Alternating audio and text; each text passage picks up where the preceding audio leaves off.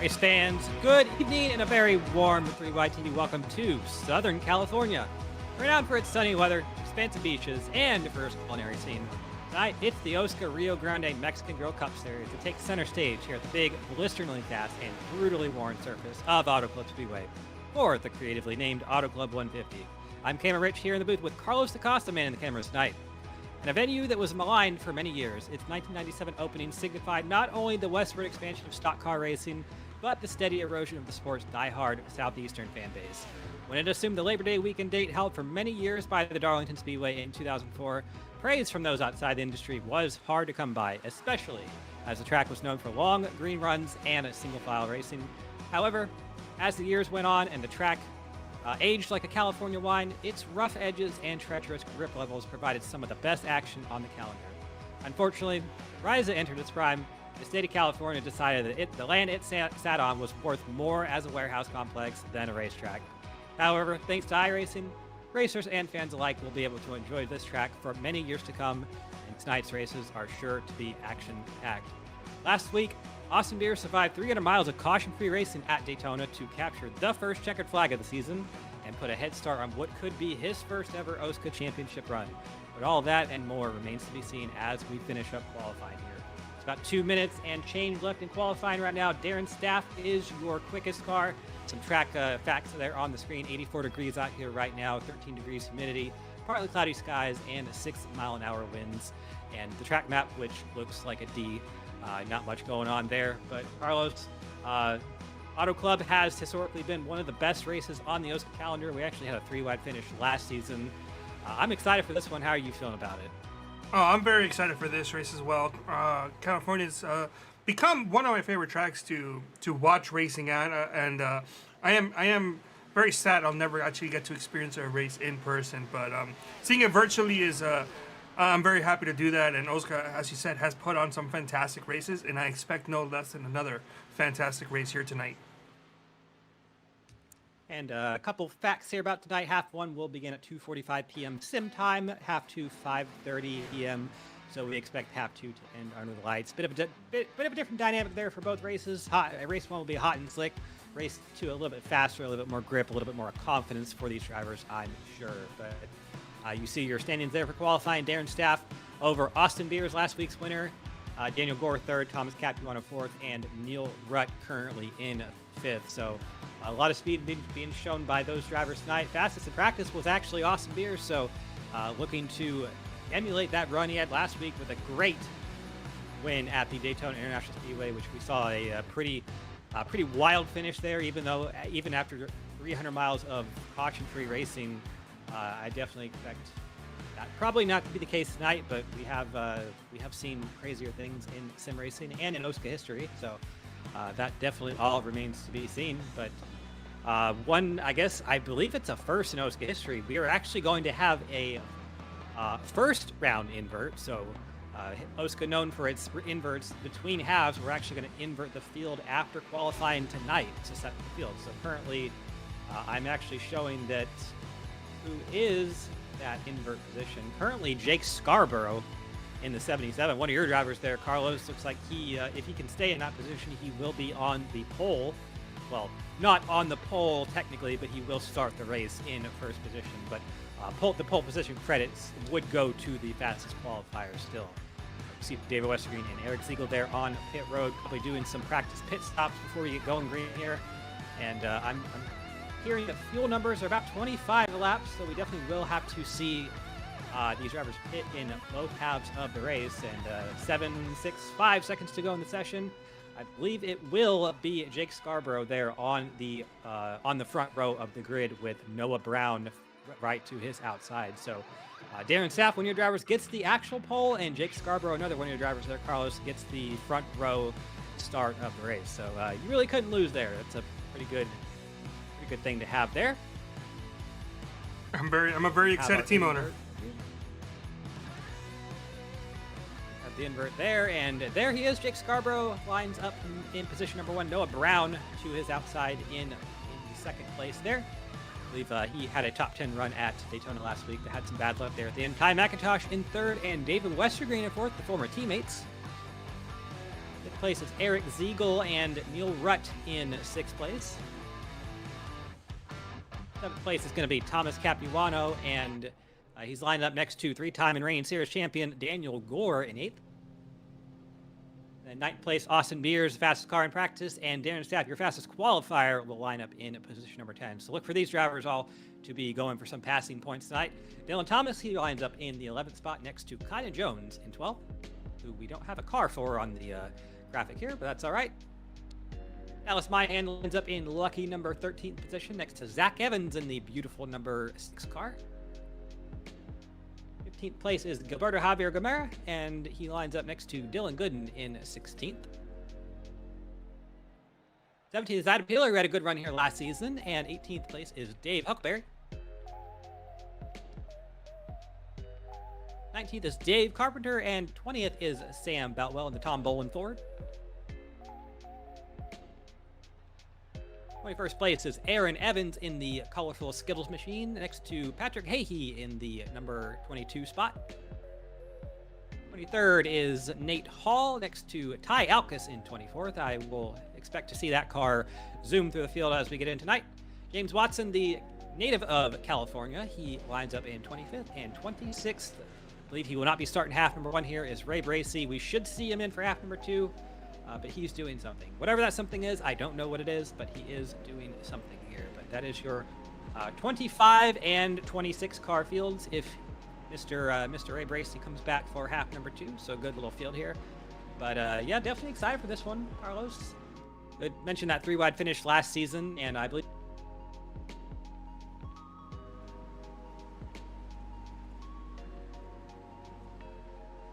definitely going to be a bit of a different race between these two halves. I would expect to see a little bit of tire saving here in half number 1 with the hot track. I believe we're at over the 100-degree mark here. Not quite, right, 93, so right up there on the hot track territory. So you'll see lots and lots of tire wear here. This is one of the better races on the or better tracks on the service for that. If you like hot and slick racing and tire wear and all that good stuff, so definitely will be something to watch out for. But Pace Truck is about to make that hard left onto pit road. And there it is. Field is in the hands of Jake Scarborough in that 77 machine, so he will be the one leading us to the green. And there we go. Green flag is out here at Auto Club Speedway. Good push from behind the number 10 of Ty McIntosh. Those are 2 former teammates as well. Back when these drivers used to race for shift. That is a few seasons ago at this point, but still working together here in this race through turn 1. Ty McIntosh right under the bumper of that machine. That's 3 wide already further in the back. Actually, a couple rows of 3 wide there. The Thomas Capuano, and it's like that is Gilberto Javier Gomera looking 3 wide.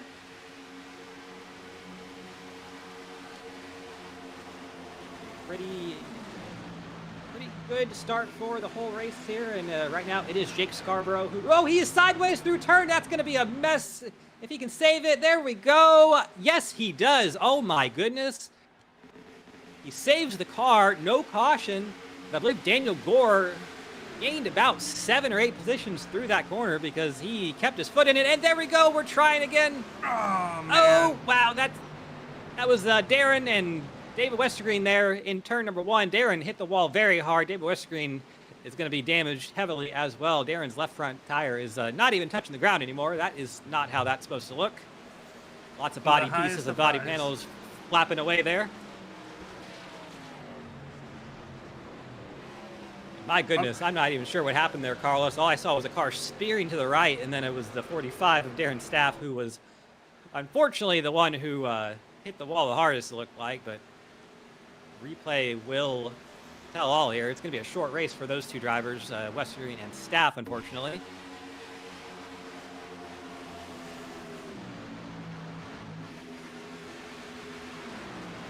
There was contact here. A little bit of contact from behind Ty McIntosh into the back of Jake Scarborough.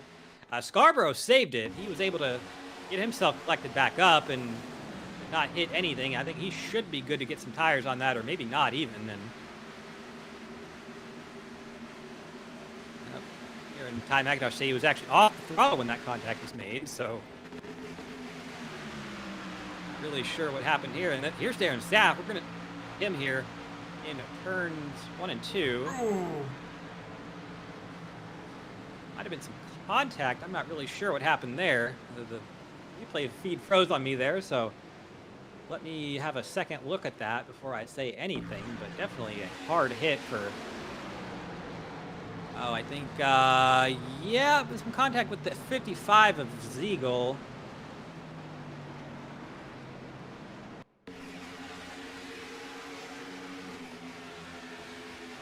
I think, Darren say that it's mostly on him, and unfortunate situation there. I think, Aaron didn't expect the 55 to come down, and the 55 didn't expect the 45 to come up like that, so... might be somewhat of a racing deal incident there, but either way, not going to matter too much because that 45 car is killed, and so is the 9. We do have one in the infield care center here who just came out. We'll drag him up.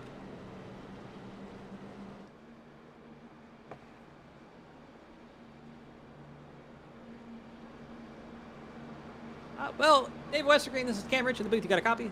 I got you. Well, unfortunately, a very short race for you tonight. Yeah. Unfortunate in the Biffle scheme because that one won a lot here back in the day. But tell us about how that went, because all I saw was a car steering to the right, and then our replay feed froze, and then there was dead cars. Look at it this way, Cam. I heard that you might need a co-announcer, and I'm volunteering my services. Oh. All right. Well, you know what? Yeah.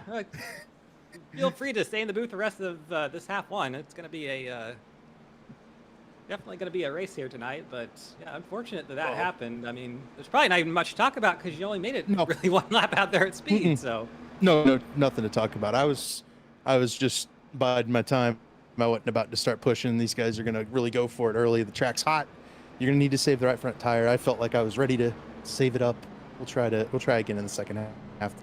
Probably be at night. So the tire saving won't matter as much, but you know. Well, yeah, it's the first yellow of the season there actually, because we went caution free last week. So I did say something about that not being as high of a possibility, and sure enough, right on lap number 2 there to basically start the lap, it is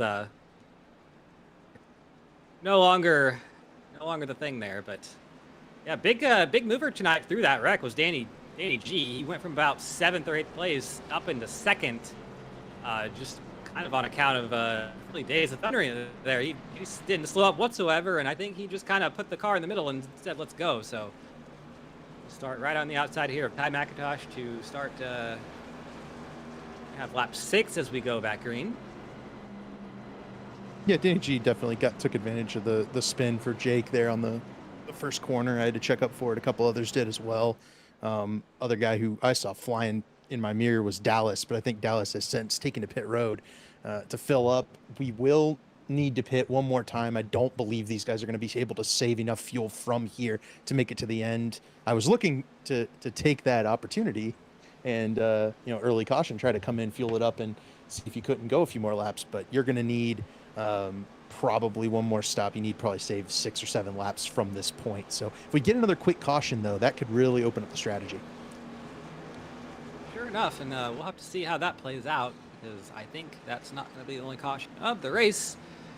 I'd be shocked if it was, but we could have had one even earlier than that. But the 77 of Jake Scarborough did kind of somewhat save the car. He got knocked down into the grass there, kept it straight, and then the big wreck happened about 1,000 or so feet down the track, or somewhat even more than that. But either way, this pace truck pulling left onto pit road, and field's in the hands of Ty McIntosh, who assumed the lead there. Great restart for him there on the inside line, and I think that's probably going to be the line to be on these restarts all day today. Right up into the top line, and Danny G, those two are teammates, so we'll expect them to work together. But we also said that at the end of Daytona last week, and that's not how it went. So anything can happen there. They didn't necessarily try not to work together at Daytona either. It was more of the move happened so fast entering turn 3 there that they just kind of got separated and weren't able to bypass Beers, who was able to hold both of them off. Now they're blocking both lanes. Danny G trying to take the lead from Ty here. Beers looking right behind. Beers was real fast on the short run. I don't know how fast that car is going to be over the course of the long run, but if there's anybody I trust to be able to make that car go quick for an entire run here at Auto Club, it is the driver of that 19 car. Yep, there he is on the inside line. We are 3 wide for the lead with Ty McIntosh and Daniel Gore. And Austin Beers is going to drive it down there on the inside line and probably slide up here on the exit of turn number 2. It's going to be tight there because the number 10 of Ty McIntosh, he's going to be right there. Nope, not enough room to make the move there. Ty McIntosh comes right back on the outside. That's going to be something we're going to see all day here, David. That's just kind of with this package and how this track is, that outside line is going to be so tough to beat, especially with these hot track conditions. Yep. But right now, Ty McIntosh doing a good job of kind of blocking all those lanes. And here comes Noah Brown in that 65, pushing his teammate in the 69. Surprise at the Century. The Redux cars are 1, 2, 3 right now with Neil Rutt there in that beautiful Hot Wheels Kyle Petty 2000 inspired scheme in. Oh, Gilly right in the wall. Roberto got a piece of the wall. He's falling back. The 99 car, black and white, up top, back to his teammate Sam Boutwell. You got to be careful with the damage here with this package. Damage really does hurt you a lot more than, say, I think even the next gen a little bit, because you have so little power and so much downforce that just a little bit of crinkle in the body can really hurt you there. But Austin Beers around Noah Brown back into the 3rd place. The run is huge for that 19. I don't think he has anywhere to go with it. He's going to go right to the back of the number 10 of Ty McIntosh and give him a shove down the front stretch. But, well, actually, that did work because it pushed the 10 out about a car length and a half of the 69 here. Yep, three wide behind them. Noah Brown cuts to the inside of, oh man, somebody hit the wall too, but Noah Brown cuts to the inside of Tom Capuano. That's behind Eric Ziegel and Dylan Thomas. Those two clear by the 3 wide battle in the front of the field. They are all chasing Ty McIntosh right now, but it's now 2 fence line Motorsports Fords lined up behind Ty here with Ziegel and Beers. Let's see if the Redux teammates can get back together, but right now they're side by side on the bottom side drafting each other, Cam. That is not going to help them catch up to Ty at all. No, it's not. It's really right now the kind of we up at Daytona, the team battle we're probably going to see all season, the Redux versus fence line, and definitely the 03 of Dylan Thomas up there. He's kind of been playing spoiler in that Binks Designs car. So we actually, I believe, they were second in team points coming into tonight. Yeah, dark horse candidates for the team championship, I believe. So don't count them out just yet. Yeah, Adam Peeler had an incredible run last week. He is 3 wide top mid-pack here in that Kyle Petty looking sprint car. Horse got sideways as I mentioned his name. Hold on to it, Peeler. That was a great save. I mean, that car was out of control, and he was going towards the inside wall. That would have taken out a lot of cars right there. Great save for the 27. Cool thing Peeler told me is that he's gotten a new wheel the last couple of years, and he had mentioned at Daytona specifically a couple of times he got bumped into, and he felt like he had more control over the car and felt really comfortable with saving the car. I wonder if that wasn't another case where the new wheel, helping Adam Peeler control that race car in a sketchy situation, keeping him inside the top 10. Definitely, and we heard from Peeler last week at Daytona. He said it was kind of a new year for him, and he was good. Oh, trouble! Who was that? That was Gilly. Gilly. More oh no, there. Gilly! The grass that was off the bumper of the 48, so. He is good to go, not in the wall or anything, just losing a lot of momentum here. We'll see what the replay says. The replay never lies. I think he might have got loose. He's on the bottom. Nope. Came up a little bit. Evans came down a little bit. I'd call it a race. Oh, they're crashing for the lead. Beers into the wall, pulling into the wall. Tom wrecking into Gore. No, Brown in the grass as well. It's gone all wrong for all these drivers. Ty McIntosh going to take advantage of that. Beers going to take even more advantage of that because he's looking for the lead now. They still can't figure it out. They're 4 wide. We'll have to get a replay of it if we can, Carlos. That was a wild set of corners from the back straightaway on. It's resulted in a 3, maybe 4 car breakaway at the front of the field with the guys who started it leading the race still. Real loser was Danny G, Noah Brown. They fell way back. Yeah, they're running like in I'm going to say like 18th and 19th or so positions now, so losing pretty much all of their positions. It's going to be all over now. Yep. Here's the replay on the top. You can see the contact in the wall. And then here's Tom getting sent by Jake Scarborough down into Daniel Gore. Gore's got damage on the right front. So the multi-time champion, Cam, you'll know it better than I will. He's won 3 in a row. I think he's won 3 in a row, but he's got a bunch of damage now. He's going to have to really come back forward through what looks to be a race that's starting to take on a green flag shape. Yeah, and he was already falling back just a little bit there, kind of into the hornet's nest of around 6th, 7th place. Just he got stuck on the bottom there, and that did not bode well for. You fall back a little bit, and then you get stuck in that Hornet's nest. He's 3 wide right now. 3 wide with Sam, bouncing off of Sam. Oh wow! Yep. By the way, he's in what place? Cam, you said 6th, 7th place. Well, not anymore. He's back at 15th, but he was in. Contact between Brown and Evans. Evans into Kynan. Brown and Evans into the wall. It finally happened. Aaron Evans 3 wide was bouncing off of everybody next to him, and eventually bounces off of Kynan Jones, comes down and hits Noah Brown. It takes him out as well. Yeah, you did not look comfortable whatsoever out there. Something was not right, and I'm going to make the assumption that it was probably behind the wheel. But either way, we'll check the replay here and see what happened for real. Oh, wait. And yeah. Oh, yeah. There. Well, we even, Carlos, if we can go back into turn 3, this started well back before they actually wrecked. Yeah, here we go. Because Aaron's going to get a piece of Noah, go up and get a piece of Kynan, come down and get another piece of Noah, come up and get another piece of Kynan, and then smack down into Noah and spin out. And definitely, Kynan involved in that somewhat. I think he was just kind of a innocent bystander, if my first view was anywhere near correct. I think they kind of all just ran into each other there, and then Aaron decided that he wanted to hit him again, and then he got the 65 Noah Brown. You know, I'm here for Aaron Evans slander. He and I have had run-ins before, but as I rewatched that, I'm kind of thinking Noah's a little more on the hook for blame for that incident. It may be more of a 65-35 type of scenario, but Noah did look at come how up the 48 into bounces Aaron on the 85 a right second time. There. Boom, one more Yeah, time right And then there. that's the 35% is Aaron needed to just take a little checkup, get the car under control, but Noah kind of kicked the wreck off there. Yeah, I gotta maybe apologize to 48 just a little bit. I'll retract that just a little bit and say that all those 3 cars kind of merged into one blob of wrecking car, and unfortunately the 48 and 65 got the worst end of it.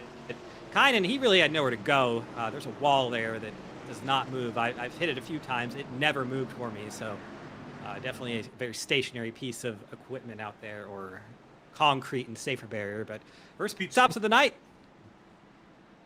Yeah, and these guys can make it to the end. From here, they're going to be probably taking 4 tires, I would expect. 2 tires is probably not a viable call at Auto Club, but you could see somebody maybe try to strap 2 on and see if they couldn't get some track position. Yep, and that is, I think, even with this package, it's, probably next race when the lights come on, it's probably going to be a little bit more viable there. But definitely, with this package, you have 550 horsepower, and you got all the downforce in the world. It is something that can work there. You see the 65 Noah Brown pulling into a stop. There's a little strategy called James Watson, taking at least 2 tires, if not no tires. He'll be one of the first cars off pit road here. He might be the first car off pit road. 9.83 seconds. Definitely. Yeah, That definitely was a stop by. car call there. I'm excited. I like it. James is he likes saving tire. He likes to hold back a little bit at the beginning of the run. He did not really put that car in any dangerous positions at the beginning of that run. We'll see if he can't capitalize here, or did he just miss his pit box? Because that's also a total possibility, and he just kind of drove through and rolled on. But you said he pitted, so I think he's going for it. I like it. Yep, I love me a driver that has the testicular fortitude to make a call like that, and definitely, come out here and win. Go try it. If you're in the back, might as well try something. We're also running for points. Chase format. James is going to pick up a lap lead here. That's good. If he finishes up here in the top 10, he started at dead last, so that's good basking points. It's kind of only positives right now for James Watson because he's already running near the back. Absolutely, and we are, almost halfway in this race. 2 more laps, and we will be there. Let's get a quick little re-rack of the top 10 after those pit stops. It is James Watson, Ty McIntosh, Eric Ziegel, Beers, Myhan, the top 5, Evans, Peeler, Capuano, Scarborough, and Patrick Hahey is in 10th place. So good run for Patrick Hahey right now in his top 12 spots there. So that'd be good on the points. And we are 1 lap to green. So we have Aaron Evans in the infield care center. We'll get a word with him as soon as we get a lap or so under green here and get them spread out just a little bit. Why don't we go ahead and grab him, and we'll Let's do Yeah, it quick. because long pace Gotta up hear it, here. I yeah. forgot the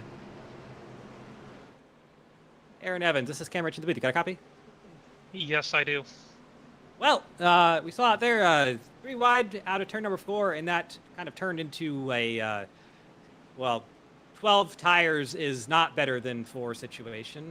Tell us about what happened and what are you looking for half number 2? Oh, I mean, if I get another caution, I still have time in this one. 6 minutes left of 5 minutes left of required repairs, so hopefully I'll be able to get back out there, run some more laps. As for the crash, it just too many cars in one spot. It happens. I mean, we didn't see it very much at Daytona, but most other Daytona races, I feel like we see cars all trying to go to the same spot too much. So, I mean, for half 2, I feel like I have a lot of speed, so hopefully I can just translate it there and keep it going. But it's not going to be very easy starting way back in the nosebleeds again. Absolutely. Well, if there is any track that this is a track that's wide enough to pass, and I think definitely going to have a lot of grip out there for half number 2. We'll have the lights on, but tough break out there tonight. Hopefully you can get it back out there, get some points, and good luck at half number 2. We are green flag once again. Yep. Ty McIntosh 3 wide to the bottom. Oh, go ahead, Aaron. Well, let's hope for the best. I'll let you guys do your job. I'll hopefully talk to you guys later tonight in a better circumstance than this. Hopefully you're not talking to me. But James Watson retained the lead 1 lap in. It worked out for him, at least for a little bit. Ty McIntosh, the one who's falling back right now. That outside lane is just really strong. Yep, doing a good job on those older tires, but I think right now they're going to give up just a little bit. Austin Beers gets himself out to the lead using that inside line through 1 and 2. It's been pretty strong. Be able to make the passes there and slide up on exit, trying to give a little bit of a draft to his teammate Eric Ziegel and then play the lanes here. Kind of what we used to see back in the day with the drafting at the actual drafting tracks in Daytona and Talladega, but working pretty well here. Oh, James, a piece of the wall in front of Tom. Tom checked it, gave James the space to recover. Now Tom's going to go 3 wide inside of James. But James starting to feel the handling of those 2 tires, and it's starting to slide him back ever so slightly. He's 3 wide top, tough spot to be. Peeler's 3 wide just behind him. Zach Evans is watching on here and probably a little bit alarmed with what's going on. Tom clears James just in front. Zach's going to have a good run down the back straightaway. He might be clear enough to jump to the inside of James, but he might think better of it right here. Ty McIntosh, they're going right by him. A great onboard view here of Zach Evans showing just the multiple lines here because you see Patrick Hahey below him having a great run here. Actually trying to get himself Peeler. up in the top 10. I think Neil got a piece of Peeler. That is teammate on teammate violence, which you never want to see, especially at a track like this, but they got away with it somehow. I'll tell you, Kim, another great save by Adam Peeler, man. He is really displaying some improved car control this season. Yeah, that wheel's doing a lot of good, and definitely, I remember when I got my first, really, really good racing wheel, it made a world of difference on how I was able to control the car. And then if you got the pedals too, I mean, that's even better. So, see up here, it's Beers and Ziegel, the 2 fence line cars, 1 and 2.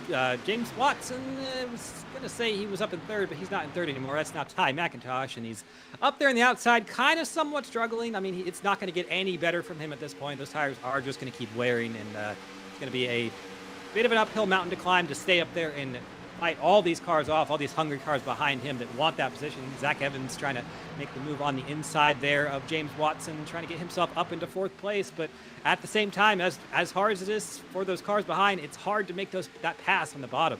Ooh, good job by Zach Evans to get back in line behind James Watson in front of Jake Scarborough.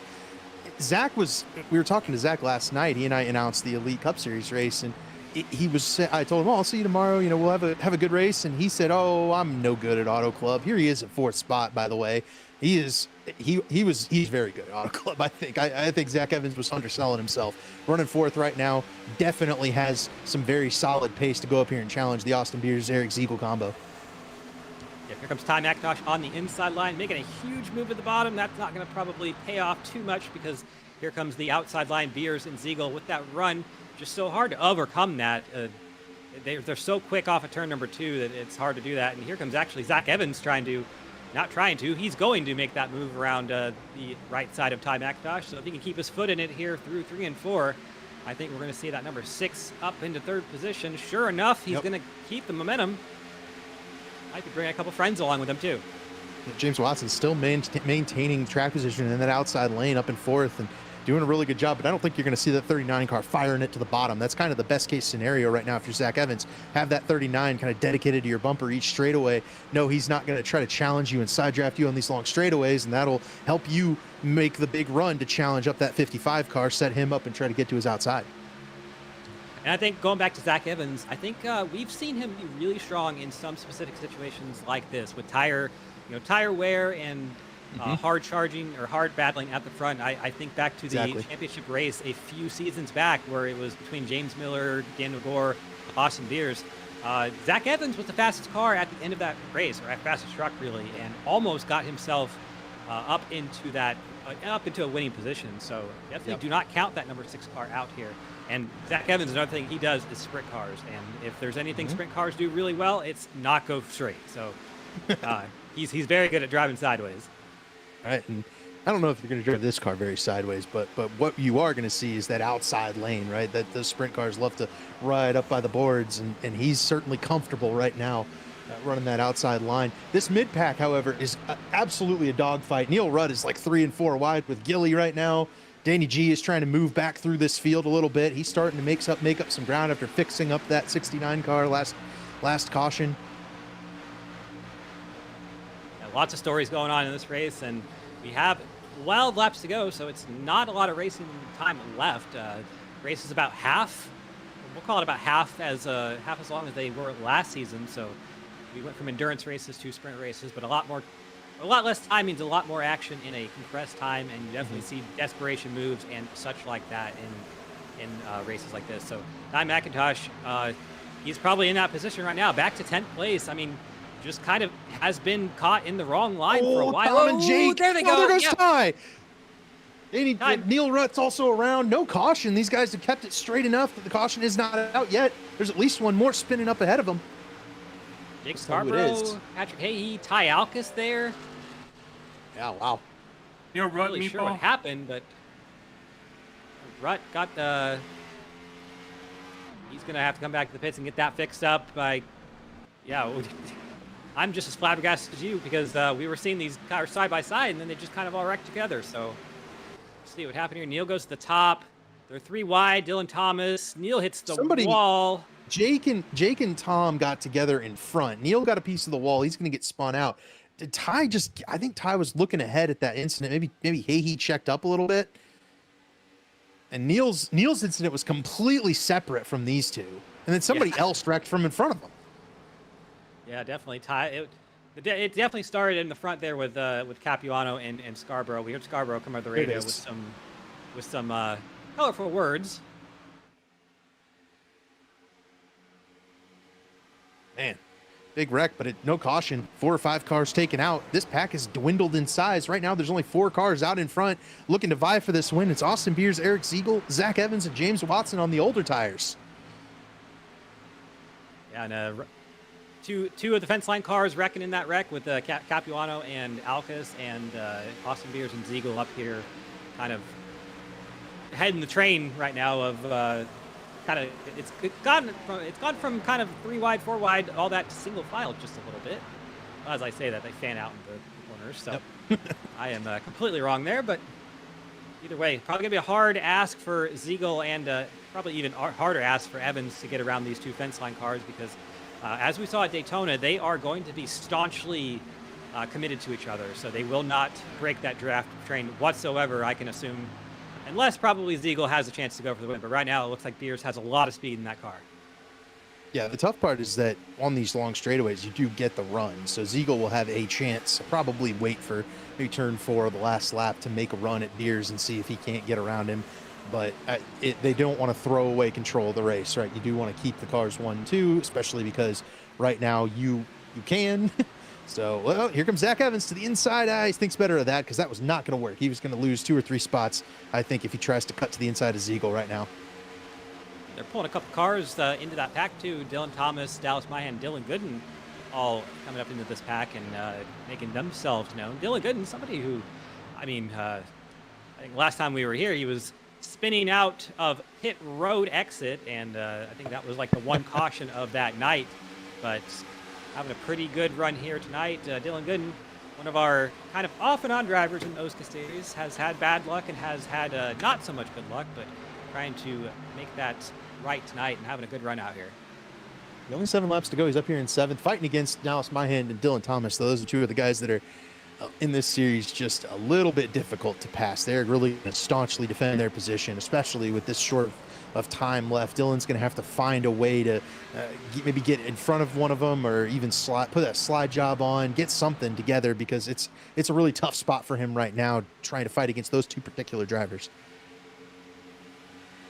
Yep, and you see back there, Daniel Gore in the 8th position has made a slight recovery back from those issues he had early on in the race. And I mean, got to think that car's probably not driving as well as it did with the damage it has on it, but that kind of shows you probably why he's a 3-time champion, because if you have adversity, if you have a bad day, you saw, I mean, over the years in history, bad days are what determine your championship season a lot of the time. So doing a great job there and trying to get a little bit more out of it. It's behind.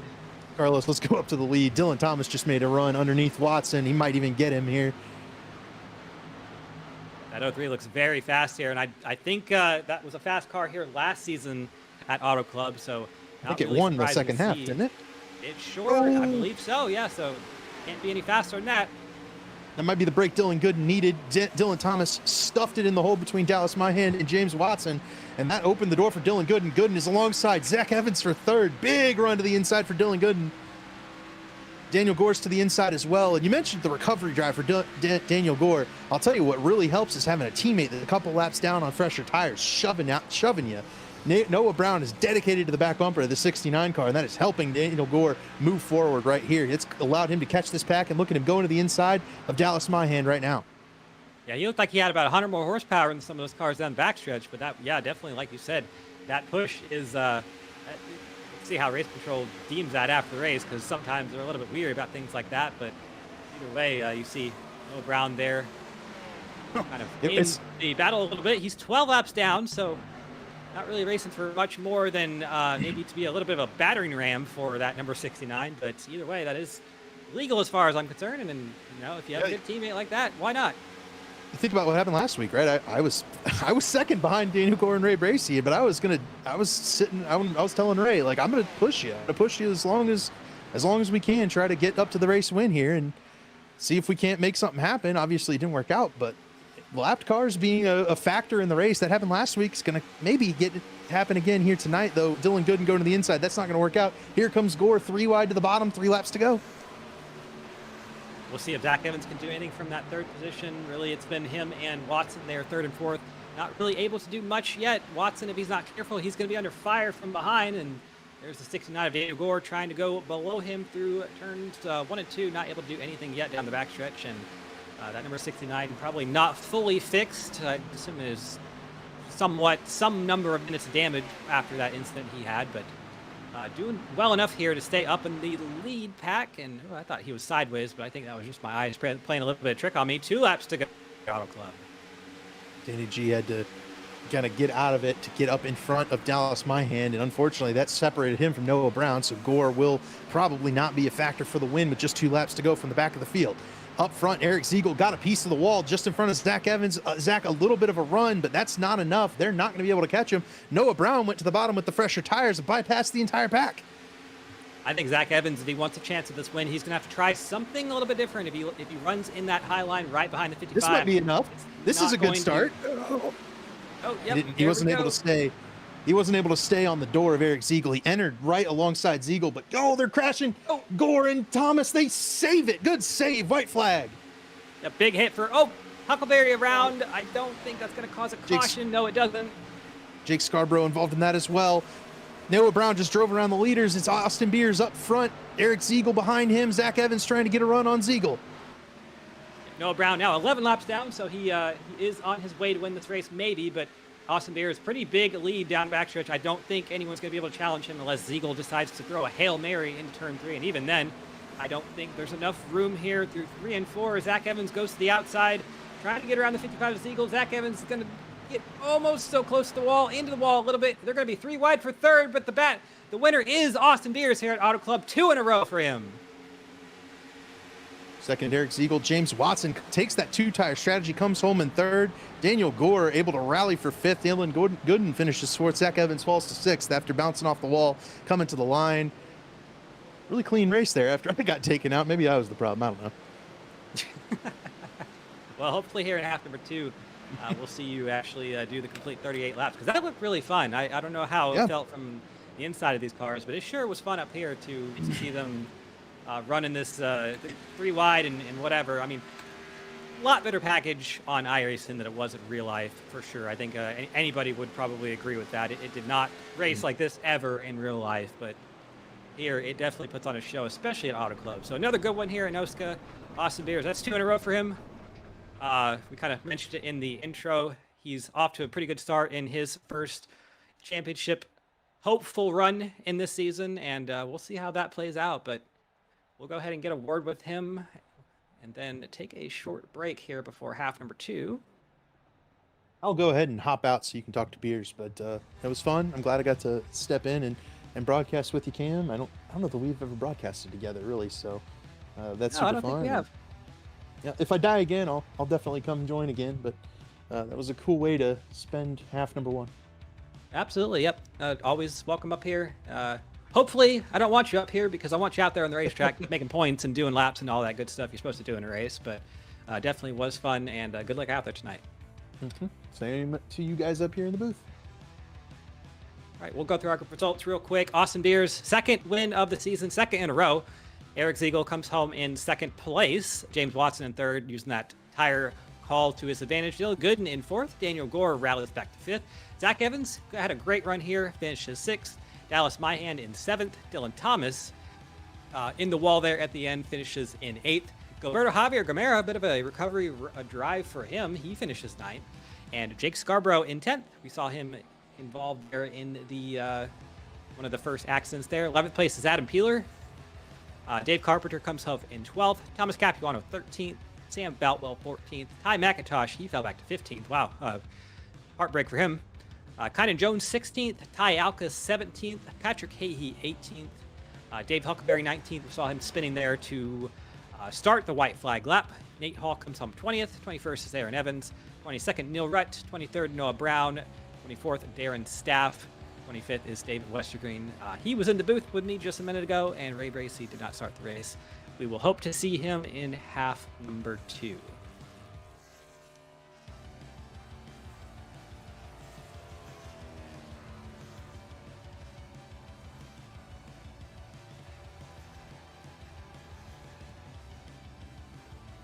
Austin Beers. I don't see him in the Discord, so if you want an interview, feel free to pop in. Otherwise, I think we might go ahead and just take a bit of a break here. Let these drivers get their warm up and backwards driving out of their system before we get 38 more laps underway. Give it a minute here before we just go ahead and bounce it over. We can always get him in half number 2, no problem whatsoever there.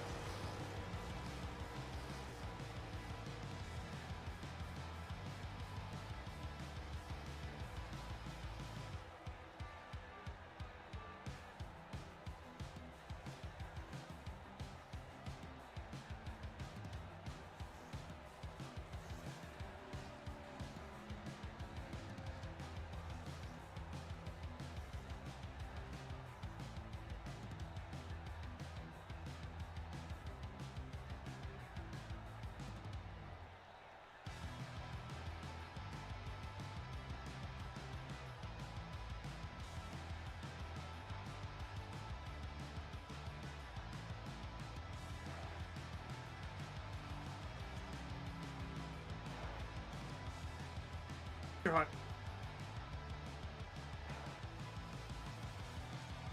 All right, real quick back here. We were under break. Austin Beers went to go. He went to the facilities here at the Auto Club Speedway and had a bit of an issue there. He was in there for a while, but we got him now. We'll bring him up here and see what he had to say about half number one.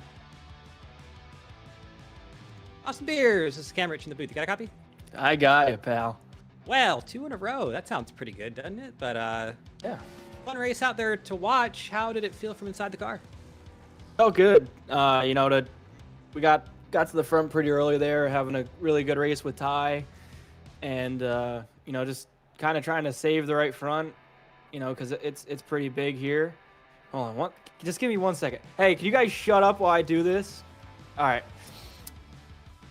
Sorry, that was they're talking in the game, and I can't do two things at once. But anyways, me and Ty had a really good race there up front, and then pitted there, and James took the top with 2 tires, and then I was able to split him and Ty and got the lead there, and fortunately Ziegel was able to make his way up to second, and we kind of just controlled the rest of the race, just running 2 different lines and trying to save our right fronts and clean air, and it ended up working out, and we ended up getting the win. Yep, and what's going to be your strategy here for half number 2? It's going to be you and Ziegel are going to be 14th and 15th to start this one, and we should be under the lights or just about there. So for the start of the race, are you going to save tire at all, or is it going to be full bore forward? See, I say I'm going to save tire, but then I'm going to see a gap and go for it. So I'm just going to say I'm going to go for it. But also, I feel like you need to with how the right fronts fall off and how hard it is to pass on the bottom. I mean, I was kind of just keeping Ziegel close, and we were working well together. But as soon as I went to go at the end there, he just got tight behind me, and that's how I kind of scooted away those last 2 laps. So, once the right front's wear, it's really hard to pass, and it's hard to pass to begin with just because of how much on throttle time we have here and the runs you get off the corner if you're on the top. So, I'll try to take my time. Keep the right front underneath me a little bit, but try to gain, quick track position, make quick moves. All right, well, I'm going to ask you a question, but I think that was about to be a stupid one. I was going to say, can you go for 3? You absolutely can. There's no question about that. I mean, you showed a ton of speed out there in the hot and slick conditions. There's just absolutely no reason why you couldn't get up there and do it in the nighttime. But before we let you go, get back to your team and get back to their rambling and raving. Any sponsors or shout-outs? Yeah, I'd like to thank everybody on Fenceline Films Motorsports, or whatever, Fenceline Motorsports, whatever we're called. Tom, Alcus, and Ziegel especially right there. Black Flag Podcast, Shark Lounge, Joy Seating, Hacks Discord, Chalu Performance, Swift Springs, Brembo Brakes, Mountain Dew, SSR Suspension, 3Y TV for the great broadcast. You and Carlos do an amazing job, and once again, Vic, for putting up with us idiots. He sure does. Well, go out there and give us a show again. Good luck in half number 2, and I would not be surprised if we're talking to you again after that. Hope so. Thanks. All right. We've got about a minute left here in warm-up, and not much going on here. We see a burnout there. Who's that? I can't even see him through the smoke. Like is... Well, Kynan. that is Kynan Jones. So practicing his victory donuts if he can get it done here in half number 2. If I am correct, and yes, I am correct, he's going to be starting 16th. So a bit of a challenge to come from the back of the field, but either way, I mean, we saw it in half number 1. James Watson started 25th, used a bit of pit strategy to get to the front, and it sure worked out for him. So would not be surprised at all to see somebody play that here in the second half. Dave Huckleberry, the driver who unfortunately wrecked to start the last lap of the race. No caution for that, and fell back in the finishing order back to the 19th spot. He'll be starting there to half number 2. I guess we didn't mention this yet, but 15-car invert, so race winner Austin Beers will start 15th, and then it will go on from there. I believe the first car will be Ty McIntosh, so he will be starting as a finishing 15th. He will start on the pole for half number 2, and We saw him have a lot of speed there in half number 1, had some bad luck, and unfortunately did not get the finish that he probably deserved, but believe that he should be a little bit better here off for half number 2. This little aerial view of the Auto Club Speedway 2-mile facility here. Lots of racing room. I believe right there in the backstretch, it's about as wide. It's so wide you could land a plane there. So definitely plenty of room for racing, plenty of room for things to go wrong. For starting grid, Ty McIntosh, he's your pole sitter. He's going to line up next to Sam Boutwell. Those are teammates in another league. Thomas Capuano and Dave Carpenter. That's row number 2. Starting in the 5th place is going to be Adam Peeler in that Adam Petty-inspired scheme next to Jake Scarborough. There, we saw him have trouble early, so it's going to be redemption drive for him. Gilberto Javier Gamera, one of those other drivers who he got knocked around a bit in the first half, like a pinball, so hopefully he can avoid that here. Dylan Thomas, 8th. Dallas Myhan starts 9th, and Zach Evans starts in the 10th position. Daniel Gore starts in 11th, next to Dylan Gooden in 12th.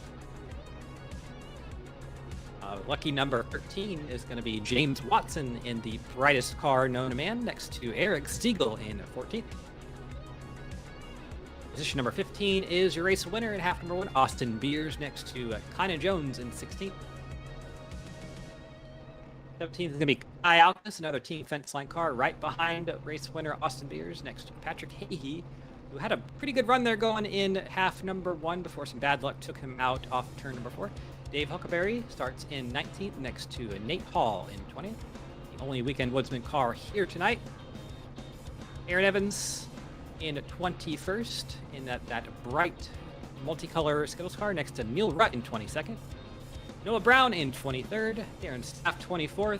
A couple of drivers who had bad luck early on looking for redemption drives. And David Westergreen, our favorite co-commentator of the night. He was up here for half number 1. Hopefully he stays down there in the car for half number 2. And then Ray Bracey, I believe he is there tonight. Start shotgun on the field, 26th. There he is at the very top left of your screen, as it was just obscured by the running order. He will be starting tonight. There he is. Joe Paint's sponsored scheme. Always a great car to see on the grid. And pretty similar scheme he runs across in all series. So we'll see what he can do from the 26th spot. I don't believe he has any practice tonight, so per OSCA rules, he would get an EOL, but he is quite literally already the end of the car in the race. So really any point in doing that there tonight. But yeah, Carlos, good half one there. I expect to see much of the same here, but we do historically know that OSCA halves or half twos are a little bit crazier, so I expect to see a couple more cautions. Normally, yeah, you're right. Historically, we have a clean half, and then we have a bit of a crazy second half, and I do expect there to be a little bit of craziness, but I think overall, I think it's still going to be a relatively clean race. Yeah, no, we did see a little bit there tonight that in half number 1, we were saved a little bit by the fact that iRace did not throw cautions for cars going into the grass. So if we see that or cars going very far off down into the runoff, I think we might be saved by that. Either way, yeah, it also could be, caution-free, because I believe that we have ran a caution-free race here in the past in OSCA, which always a surprise when it happens, but we did do it last week at Daytona, so Ace truck is off. Field is in the hands of Ty McIntosh there on the bottom, and we've seen that be the line here tonight on the restarts. There we go. Lap 2 is underway. 38 more laps for these drivers to do something here at the Auto Club Speedway, but a big push into turn 1 from behind. Thomas Capuano on the back bumper of that number 10 car. Adam Peeler there in 3rd position in line on the bottom. He's going to get a good run through there and slide up in front of Sam Boutwell. And Boutwell with a good run there down the backstretch. We are 2 wide down the rest of the field there. Don't see any 3 wide just yet, so we are waiting just a little bit for that here. Might get that here. Thomas Capuano with a big move down to the bottom here through turns 3 and 4. Not going to be able to make the move just yet, I don't believe so. Thomas Capuano slides up behind the number 10 car for now. Right now the battle is for 4th place on back. Jake Scarborough on the outside of Sam Boutwell, Jake Scarborough goes up to the very top side of the speedway and trying to make something around Adam Peeler. Not going to be happening this lap. He's pulling that number 99 of Gilberto Javier Gamera with him right now. Those two used to be teammates. Dave Carpenter on the very bottom, and then there's James Watson. They're 3 wide. There were 4 wide for a moment there. James Watson, Gore, that's Dylan Gooden, and Austin Beers. We heard his strategy. He said he was going to try to save tire, but probably not going to do so. Darren Staff right behind him, and he's already made it quicker, or made it further than he made it in half number 2, or half number 1, excuse me. You see this car sparking away. A little bit more grip in this racetrack right now, and they are throwing up some sparks at the bottom, or from the back of the race car. Right now, Ty McIntosh with about a half a second lead over Thomas Capuano. Now under fire from Jake Scarborough, trying to go for that second position. But we're on board here with Darren Staff still, and lots of racing going on in front of those cars, all over the speedway. One of the hallmarks of Auto Club Speedway. There is about 6, 7. Well, okay, you know what? Gonna scrap that. We're gonna say 5 or 6 lines that you can run on this racetrack, and I caught myself there, and we're just gonna pretend like that didn't exist there. But battle for the lead, Thomas Capuano on the inside there of Ty McIntosh. We'll see if he can make that stick. Not quite yet. It's just so hard. We saw that in half number 1. So hard to make that move work, and Thomas Capuano not gonna be able to make it right now. Dylan Thomas looking for 4th place here on Adam Peeler. He gets it for the time being. We'll see if he can slide up. I think that'll be a pretty elementary move for him. As I say that, not so much. Adam Peeler back around the outside. Going to pull Dallas Myhan with him. So kind of seeing some of the same things we saw in half number 1. The outside line looks to be a little bit stronger at the moment, at least in terms of holding position. Thomas Capuano on trying to get the move on Ty McIntosh. Once again, they almost some contact there. A little bit further on in the back. This is around 8th, 7th, 9th, 10th place. We are focused on Dave Carpenter at the front of this pack. He is in 7th, sparking away in front of Sam Boutwell. And Thomas Capuano loses 2nd place to Jake Scarborough. Almost some contact there, and I believe Jake Scarborough, talked to him earlier tonight. He said he wasn't thinking too highly of his chances here tonight, but looking pretty good right there in 2nd position. It's Austin Beers, who has made his way up to the 9th position after starting 15th. He's pulling Patrick Hahey along in 10th there. And Patrick Hahey's car, I can't unsee this, but I keep seeing, like a car with no front end on, whenever his car passes, I keep seeing like a modified looking race car. I keep thinking there's damage there, but that's just how the scheme is, and it's thrown me off just a little bit. But either way, looking good out there in the top 10. Patrick Hahey, one of the newer drivers in the OSCA Racing League, trying to get himself established, get his footing in the league, and get some good runs under his belt. Starting with top 10s, it's always a good job. We're on board with him right now, running behind Austin Beers. What a good person to run behind. He's going to try to make a move down below Beers on that middle line. Follow Eric Ziegel through on Dylan Thomas in that 03. Oh, some contact. As I'm giving him praise and credit, he is wrecking, and that's just the absolute worst commentator's curse I've ever seen in my life. What a shame for him. Not going to be... caution. No caution, and not a lot of damage, but going to be a lot of track position lost there. We'll see what the replay showed, but I think it was 03 of Dylan Thomas. Sure was, got in the wall and just bounced down into Patrick Hahey, so nothing Patrick Hahey could have done there. And Patrick, if you watch this afterwards, I'm so sorry. I've never had a commentator's curse just happen in real time like that. It's been pretty close, but not as we were on board with the car, and I was giving him credit. So hopefully he can get a caution, get himself back up here, because he did show good speed. Oh, we have trouble. Neil Rutt in the back. Dallas Myhan around as well. That was a separate incident, I believe, but both of them going spinning. How can Myhan keep it out of the wall? He sure can. I think both of those cars probably should have no damage, just tire damage and a little bit of ego. We'll have to see what the replay showed. I think we might have blinked out for just a minute as that happened, so iRacing even didn't want to show it right there. I think I have it with my other feed.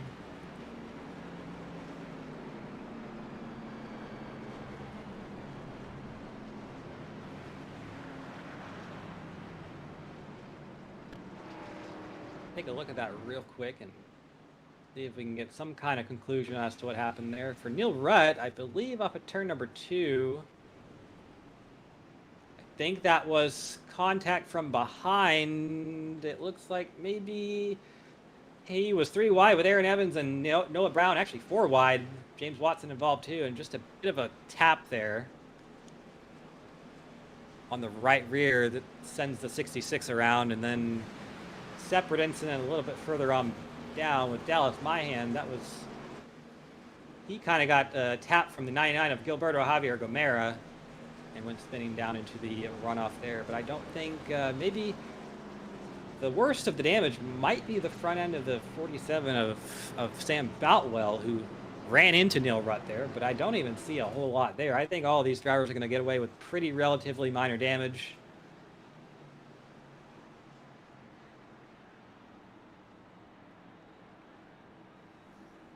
Seems I was a little too ambitious with my graphic settings now that I have both VZs up and running, and may have went a little too far with the primary feed. So I believe we are suffering under crashes. But the secondary feed, I think I dialed that in perfectly fine. So we at least have a form of replay in case something goes bad. It's always good to have backups, and as someone who's gone flying in my life, it's great to have backups, because when you lose things that don't have backups, you typically end up well, things typically don't end up going too well there. But saw the race off pit road, which was I believe won by McIntosh, 9.62 McIntosh. seconds. Yep, I believe So in it might have been redundancy. 2 tires there probably for the 10 car, which we saw it work pretty well for the 39 of James Watson there. And we have an interview waiting for Daniel Danny G. Gore. He has a meatball flag. Interesting. Let me go see what happened to him. He somehow was involved in the accident. I didn't even see that happened. I might be able to find the issue, but why don't you go ahead and bring it up, and then you guys can talk to him. Well, Danny G, this is Cam Rich in the booth. You got a copy? Yeah, guys. Well, I saw you made salmon earlier tonight, and then I saw iRacing, and it said you had a meatball. So we're a little confused on the cuisine choice, but I don't think the meatball is what you wanted here. What happened? Well, I was on the outside. I saw him wrecking below me, and out of nowhere, 99 across my nose. So then he got put at fault for the wreck, and I just watched it back myself, and it's kind of stupid for it, but what can I do? I got 15 minutes of damage. I'm probably not getting back out there now. 15 minutes is crazy. I see there. We see there on the screen your left front tire was not even touching the racetrack, so that's is not a optimal setup choice. But yeah, we didn't even see that the first time around. But yeah, I mean, a little bit of bad luck here in both halves. You were able to get back and have a good recovery drive in half number 1. How was the racing out there tonight? Well, half 1, it was pretty good, pretty tight, high-line dominant. Couldn't really tell you for half 2. Didn't race enough. Well, we go to the Mexico Oval next week. Hopefully, have some better luck there. How you feeling about that one? Honestly, I ain't even turned laps yet, so I have no idea. We'll just turn up and drive and try not to get wrecked. There's been a theme recently. Yeah. Well, hopefully the bad luck ceases to exist here before too long. Before we let you go and get going green, any sponsors or shout-outs? I just want to thank Team Ty leading right now, Sam, my sister, Liam, and that's it. All right. Well, tough luck out there, and would have rather be talking to you in better circumstances here, but hopefully we'll be talking next week. Yep. Green flag out here for the first caution of half number 2, and good restart for Ty McIntosh there. He's able to get a jump on the 77 of Jake Scarborough. They were looking for 3 wide for just a moment there with Scarborough, Brown, and Ziegel. Ziegel goes down to the inside here, sparking away in that 55 car. They're all sparking out here tonight. It's great to see. Battle for 3rd place, Ziegel and Siegel and Brown were going at it, but Brown makes a big move down to the bottom, trying to get past the 77 of Jake Scarborough, the former teammates last season in Redux.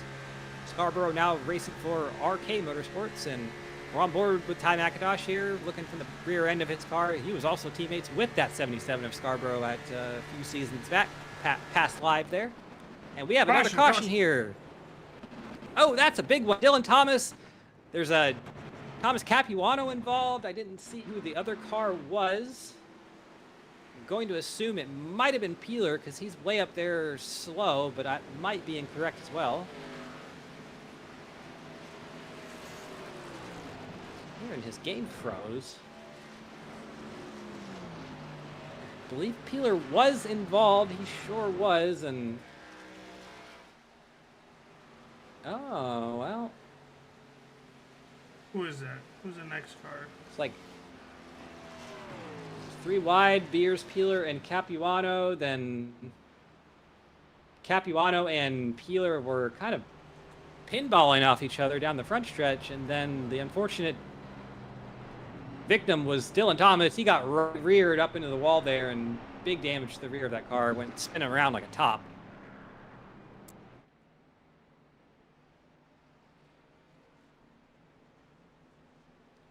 I'm not really sure who I could assign fault to that. There was an initial contact, but the second contact with Peeler into Capuano, I think, might have been the kicker there and kind of set everything back a little bit. And then Dylan Thomas, a few cars ahead here, the unfortunate victim of the shenanigans, gets right reared up into the wall, and he might be the worse off, or he might be worse off for wear there. Capuano saying he had a bit of a game freeze there for about 3 seconds, so might have been some hardware issues playing into that one.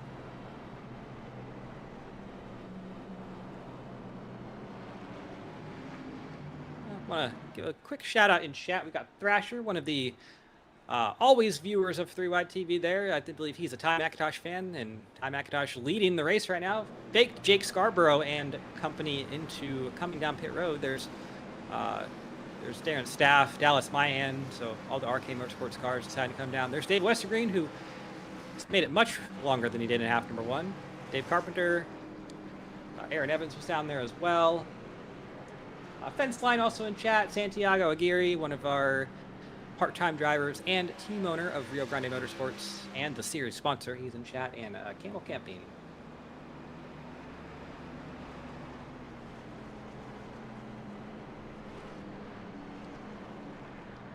I believe we're not quite at the fuel mark yet. These drivers up in the front are all going to have to pit, and I believe, well, I could be wrong about that. They probably might be okay after that first caution. So, quick rundown of our top 10 real quick as we finish up the pit stops. Ty McIntosh is your leader. Eric Ziegel up from 14th. He's in second. James Watson running third. That's a familiar position for him tonight. Noah Brown in 4th, Austin Beers 5th, Jake Scarborough in 6th, which I believe that's incorrect because he did come down pit road, so it's going to be Ty Alkus in 6th. Ray Bracey, who did not run half number 1, he's in 7th, in the 7 car. Dylan Gooden in 8th, Nate Hall up to 9th, and Jake Scarborough, he'll line up in 10th place after pitting.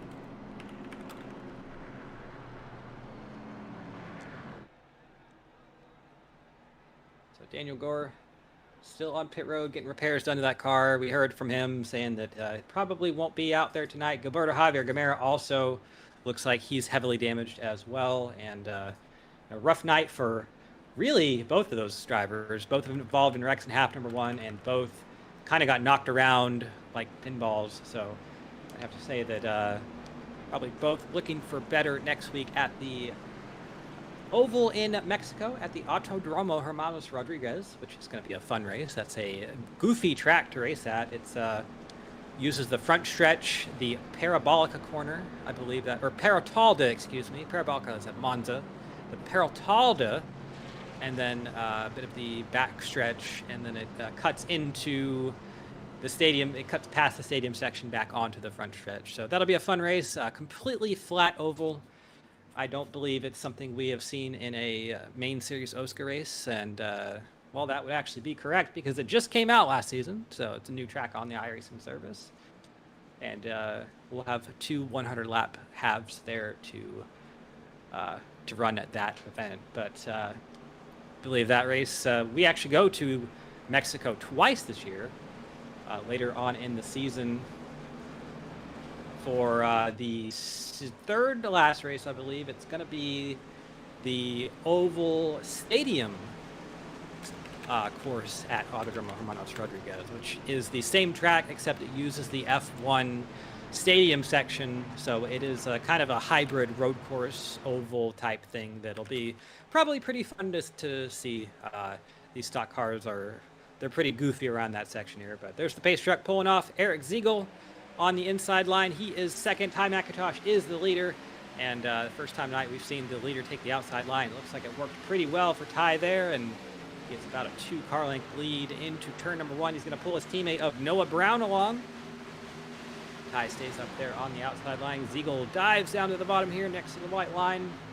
Much shorter way around, but off of turn number 2, it's going to be tight. He's going to be not able to make the move off on Ty McIntosh there, and here comes Noah Brown and James Watson trying to do something about that. Ty Alkus and Austin Beers have gotten themselves up in the top 5 as well. Ty Alkus, one of those drivers that had some bad luck in half number 1. He's trying to right that wrong.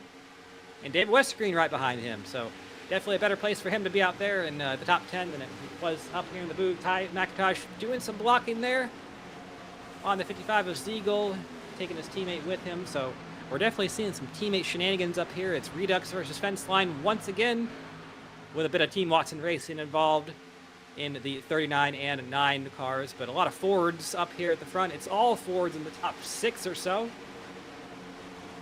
Top 7 even. You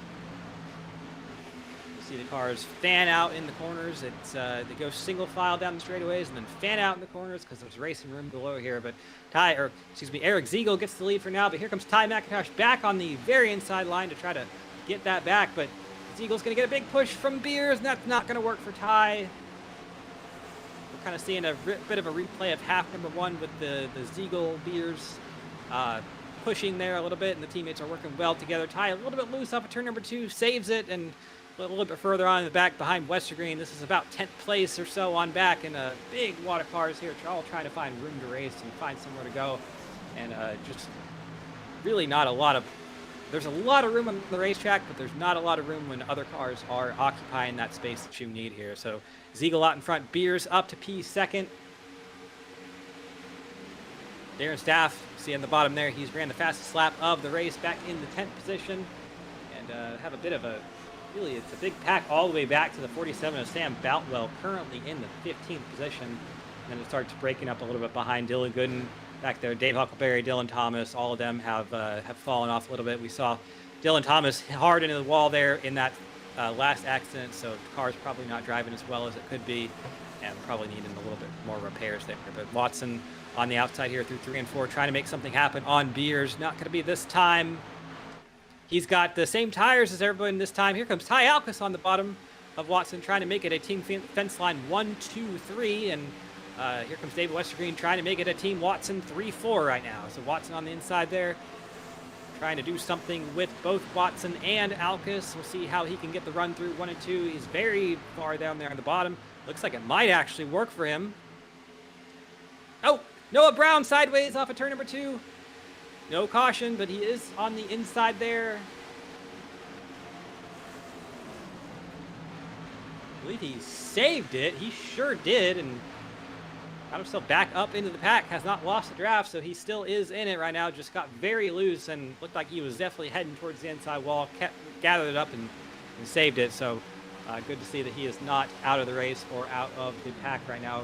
Pulls up right in front of Dylan Gooden, back in 15th position. So not out of it by any means, just made his life a little bit more difficult here. See what the replay has to say about that, if there was any contact that caused that, and we might be a lap behind the accident, but that's all right.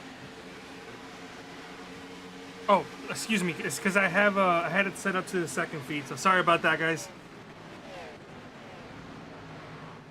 think that Noah Brown just actually got a little bit loose there. There didn't seem to be any real contact. So still up here at the front, it's Westergreen and Alpes going at it for third place. Oh, Bojo, that is a hard hit on the right side of the car, and he has added a lot of camber to the right front, which will not add grip to his car at all. It's going to take away a lot of it, and he is down in the pit lane. So not sure if there was contact from behind. I would have to assume there was some kind of contact, and sure enough, it was Dallas Myhan that plunked the rear end of that car and sent him, hard in the wall. That's going to affect Zach Evans as well. You see the right side of that car, a little bit of damage now, and unfortunately for Bojo, that's probably going to be a race over. I believe he does have a meatball. He sure does. I think that's too much damage. Yeah, hard hit there. Definitely only with 550 horsepower. You'd be surprised at how hard these things can hit. But battle for second, David Westergreen on the inside, trying to get it from Ziegel and Beers, trying to get it one position from those two cars, but not going to be this time right now. There's not enough room to slot in between them, and Ty Alkus up there as well, being the teammate of the year to help those two in front of him. Going to be a tough ask for Westergreen to get up in this battle of defense line cars and kind of get up there in the middle of them, but right now, contact! He slams in the side of Ty Alkus, gets loose, but keeps it under control. You got to think that Westergreen, he's not going to lose a spot from Scarborough and now possibly Patrick Hahey, who I don't want to say anything about him because last time I said something good about him, he wrecked immediately right after, but just keep an eye on that 87 for now.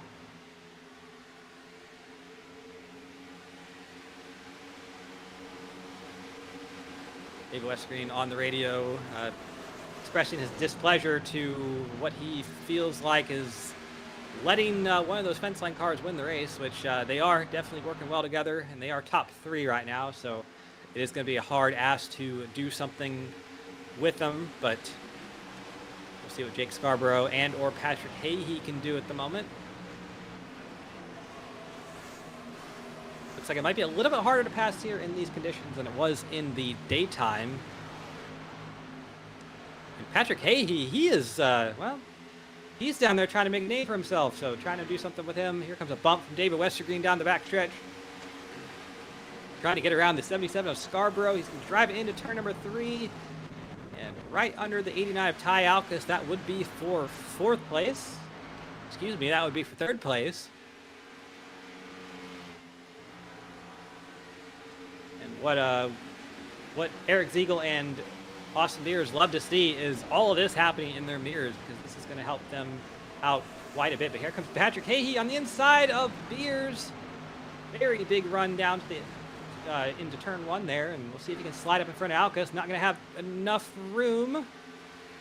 David Westergreen trying to give a bump to that 87 once again, and I mean, what we're seeing here is almost like Daytona and Talladega. We don't really typically see bump drafting at Auto Club.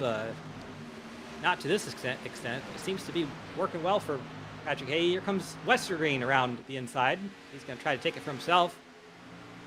Feeling good down there on the inside of on the apron, trying to make something happen. He's up to 6th, trying to get 5th place. 3 wide. Watson, Westergreen, and Watson, Hahey, and Gooden there.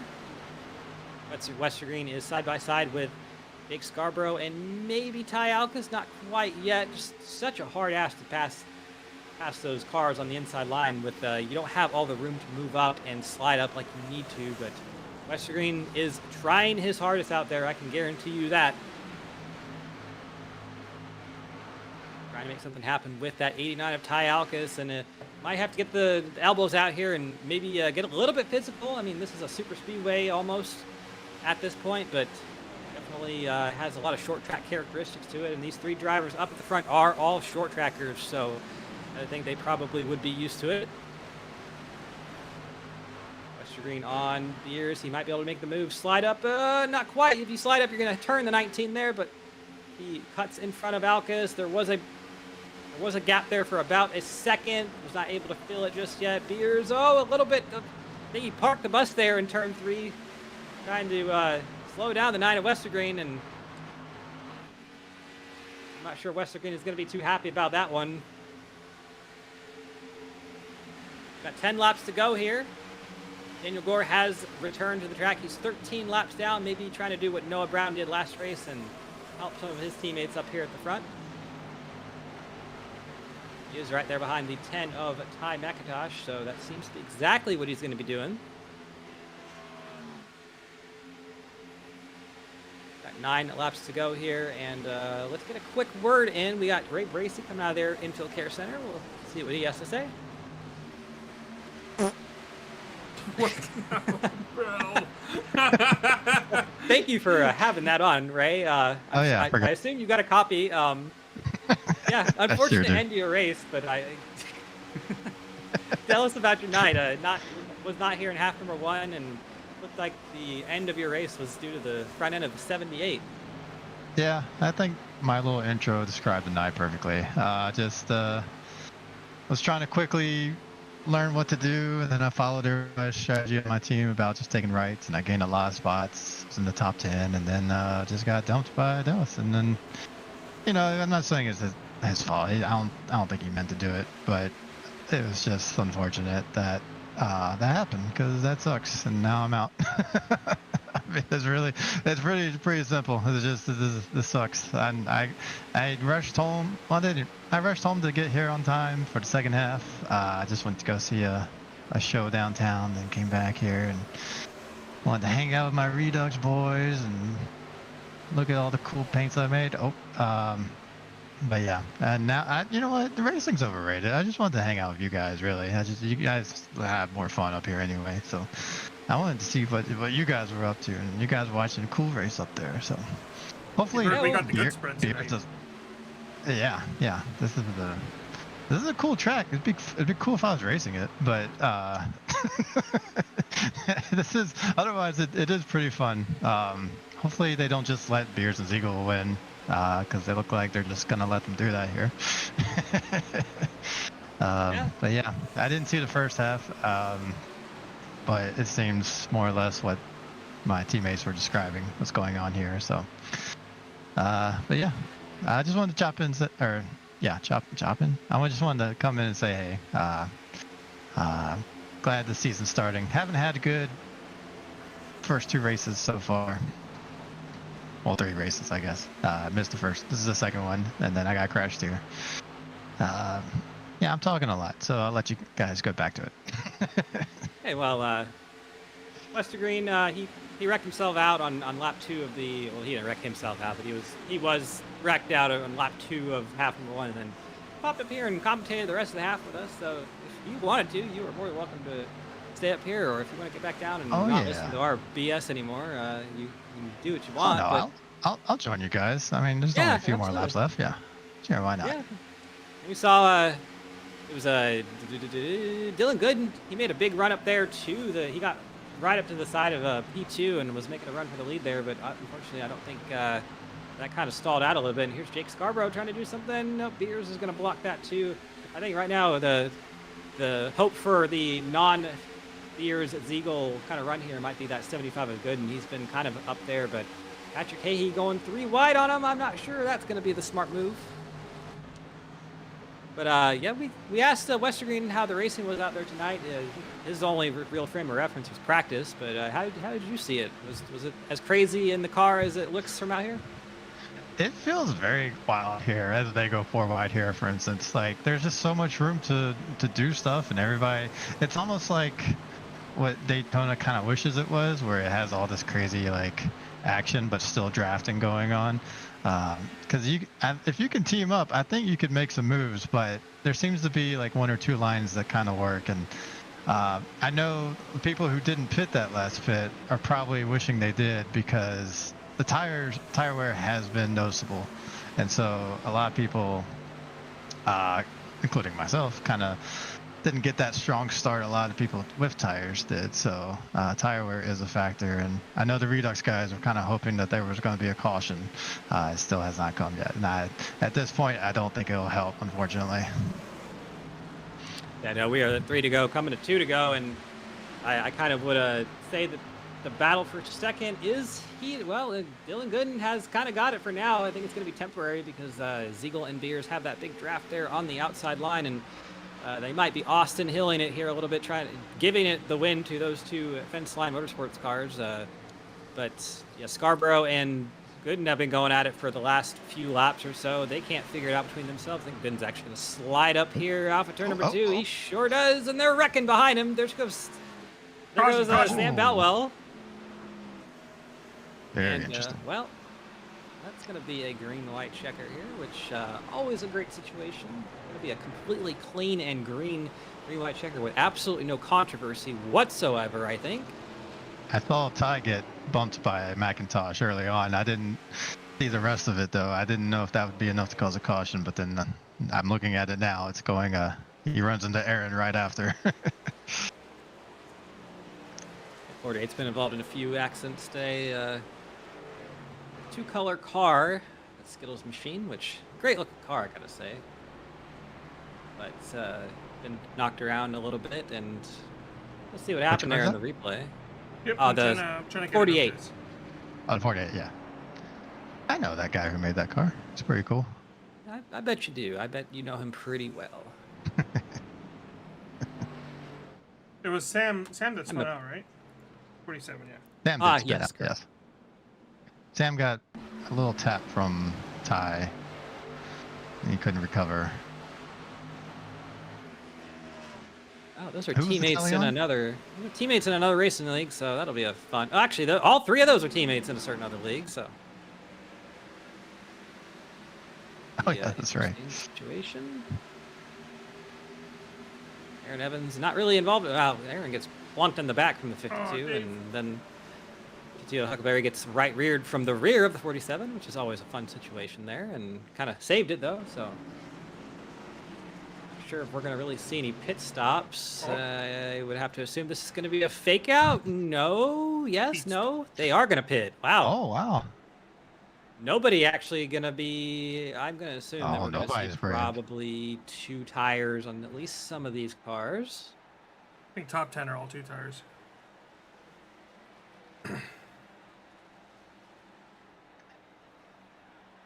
Yeah, I know at least the Redux guys and Beers and Ziegel were all in the same strat, so probably see it. Whatever they do, we'll do too at this point. Definitely 2 tires for those fence line cars. I think it's going to be the same for just about everyone else there. That was and Ziegel out first. There's Scarborough third, Westergreen fourth.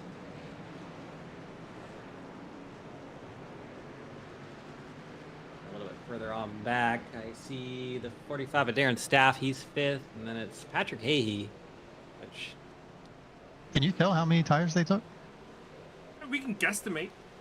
I mean, 10 I'll seconds guesstimate. is usually 2 tires. Oh, yeah. Yeah, that's right. yeah, these are the good stock cars with the 5 lug wheels and not the whole BS single lug thing. Old man yelling at cloud, blah blah blah blah blah, something like that. Back in the good old days. Interesting fun fact: if you go to the NASCAR Hall of Fame, pick your challenge there. You got 5 lug wheels there, so not exactly relevant to what's going on in the Cup Series now, but that's quite all right because You're it was rocking a a black lot more flag fun to do tonight. that anyway. Shout out to my wife and I who failed at that challenge in Charlotte, doing the pit stop challenge. So, yeah, we actually we were all there several weeks back, and it was myself, it was Daniel, Noah, Aaron, his wife, and Ty, and we did a competition. It was me, Noah, and Daniel, and then Ty, Aaron, and his wife went against each other, and a little bit glazing myself here, but we did win that challenge, and we had like the 2nd fastest time of the week. So, how about that? There you go. There you go. Just hope that they don't. Just hope they didn't count the week start on Sunday, because that would have been a little bit disappointing if we were just the 2nd fastest time on that day. But either way, I will take it nonetheless. Quick little Yeah, re-rack no- of the top 10 here.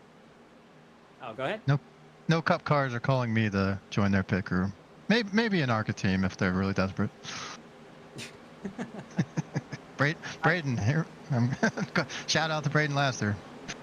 I've seen some of those ARCA teams. I think you would absolutely be better than some of those here, but He would definitely ask you to hand him a water bottle during the pit stop.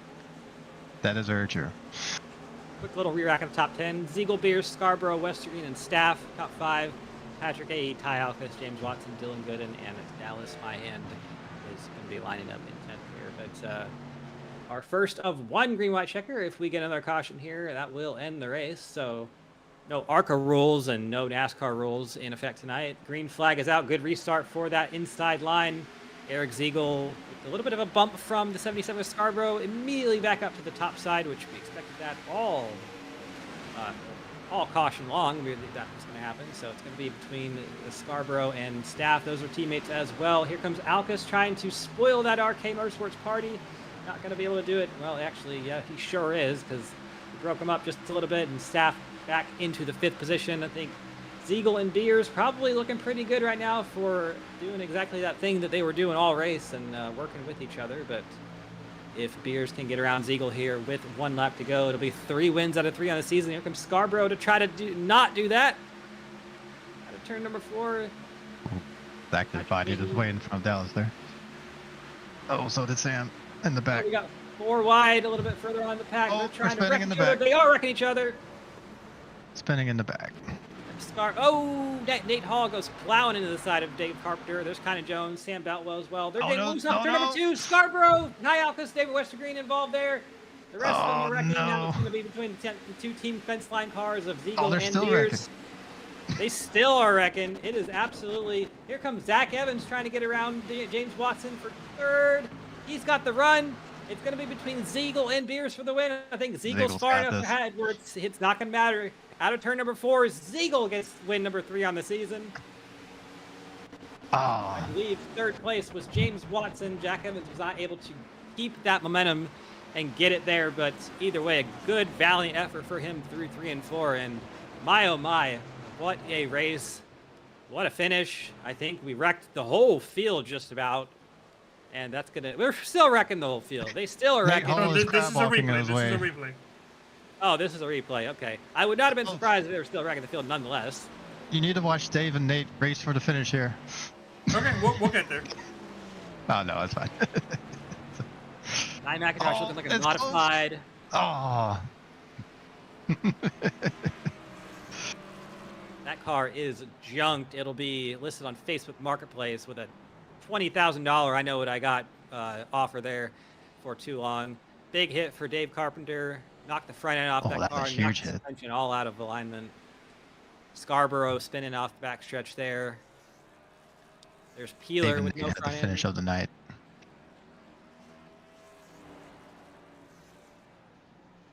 So much wrecking that it's hard to even hard to even see what happened there. There's so much that went on in about the time span of about 30 seconds or so. I know it's it was hard to follow the leaders because I kept seeing what happened next. Eric Ziegel and Beers doing the victory burnouts. Those go exclusively to Eric Ziegel. He is in the 19th hole victory lane, which is apparently what that's called there. So, or was called before this track became a warehouse complex. They're gonna have a kiss in victory lane, which is always good to see. Adorable. If possible, I would like to get Zach Evans to. He finished 4th, but he was there throughout the whole race, and he's in the Anfield Care Center. Maybe we can get a quick word. Yeah, you sure can. I will hop out and let you guys do that. Thank you for I was having gonna me. say, Ray, if you wanted to give an interview a go, you're more than welcome. But if not, I'll drag Zach up here and say words to him, and he'll say words back to me. Yeah, you say word. I'm very bad at saying words. Me no say good. So, yeah, I'll catch you guys later. All right, sounds good. Well, you have a good night. Thanks for joining me up here, and shame that it was not in a better situation, but hey, No worries, it happens. Until next time. Yep, see ya. Oh, Zach Evans, this is Cam Rich in the booth. You got a copy? yeah. Well, yeah, on request of Carlos, he wanted to get an interview with you, so you're going to be our first of the night with the 4th place finish. So you finished, well, it was 6th there in half number 1 and 4th in half number 2. Good night. Yeah. Yeah, that's an average finish of 5th across the night, so good little night for you. But take us through your night. How was it out there? Well, I'll be honest. During practice, I was not very happy. I was not very quick in practice. I could not figure out why I was so slow in practice, and I was prepared for a very long and miserable night.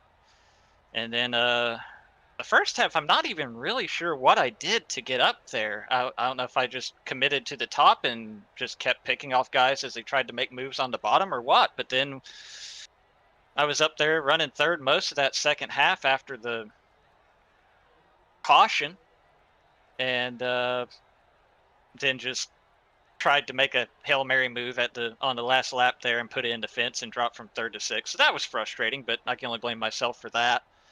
And then in the second half there, I was hoping we get a long green flag run there at the end.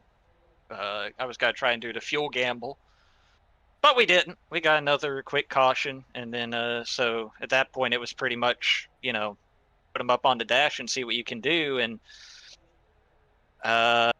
again, the C's just kind of party. I know there was that one, I guess the wreck on, I don't even remember. I don't remember. It was a lot happening.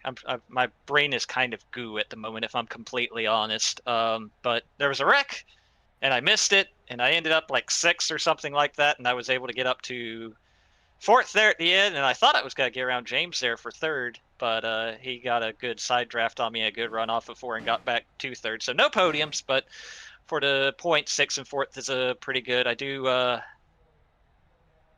apologize to old Ray Bracey. We had a little stack up there about halfway through the second half on that top side, and I got into Dallas, which got him into Ray. I thought I had checked up enough. I could see the stack up coming, but I didn't check up enough, and that kind of pinballed Dallas into Ray, and he got the worst of it. So obviously I'll talk to him here in a little bit and apologize, but I definitely, especially for everybody, I know there's lots of Bojo fans out there, so I know a lot of people were probably upset when he ended up in the fence there in the second half, and that was my fault. So other than that, good night for the Me Fine Binks Designs BDR Chevy car number 6, and a good 3 top 10s in a row to start the season. So we've got